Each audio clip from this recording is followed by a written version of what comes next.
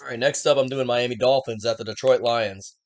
Detroit was out early, and Miami came back and got them, man. I thought the Dolphins would win, but how many games are the Lions going to give up this year?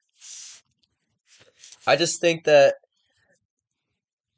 the Lions have got to find some way to close out games. I mean, was 27 for 37, 321 and a touchdown. No picks. Their running game was solid. I mean, Jamal Williams had two touchdowns, but they only had, I think, maybe 70 yards total rushing. Jamal only had 53. Uh, excuse me. I just think that the Lions need secondary, and they need Amon Ra to be healthy, and Jamison Williams, once he comes in and back into the lineup, their offense is going to be basically unstoppable. It's just their defense. Because they can just give up points like that. Boom, boom, boom. Like, they can hold them, and then all, like, it could have been the fourth quarter, and if the Dolphins were down 20, I still would have been able to trust the Dolphins to come back on them. Like, that's how bad they are. As for the Dolphins, I love Tua, man. I thought he'd have a big game. He had a big game. Tyreek had a big game. Waddle had a big game. I had Tyreek Hill on some of my parlays for a touchdown, and he kind of screwed me, but man, he is doing so good. I just think Waddle's the better touchdown option, and I think Tyreek Hill's the better option to get all the yards. Um, it just kind of makes sense in which how they both play. I love the Dolphins' offense. Their defense is suspect, which makes me not think they're quite a title contender quite yet.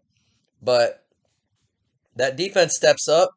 This Dolphins team's going to be scary in the playoffs, and they're definitely going to be a team to be reckoned with. They're going to probably be the number one wild card seed, and I just I've liked the Dolphins from the beginning. I love the combination of Waddle and Hill. That's so deadly. Almost like Waddle and Hill and AJ Brown and Devontae Smith.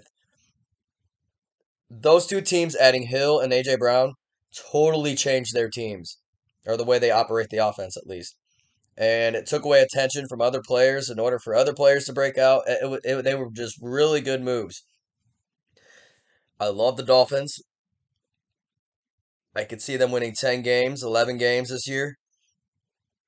It's just a matter of being able to beat Buffalo. It's a matter of being able to beat Kansas City. I would love to see that matchup again.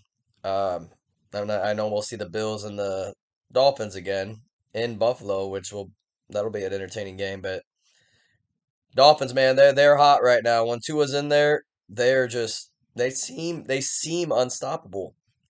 The I and the Lions, it just seems like their story is on repeat every year.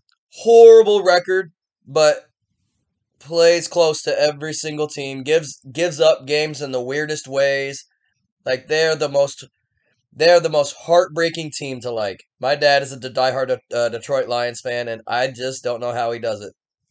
We were in a group chat with my brother Derek and my brother Derek being a Dolphins fan, and one of my dad's other friends was in the chat as well, and he sent a Lions logo or something during the game while the Lions were up, and I'm like, that's too soon. Too soon. You know this. You've liked them for 30 years now. Come on.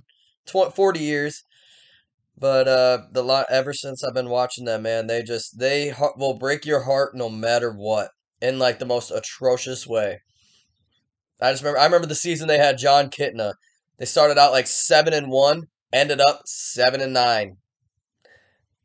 They give up leads in the craziest way. They lose games by inches. They have crazy weird calls against them all the time. Like they're just and them not paying Calvin Johnson, I feel like is like even more karma for that franchise to even deal with. I love the Lions, but if I invest my heart into them, it is so stressful. I'm sorry. It is.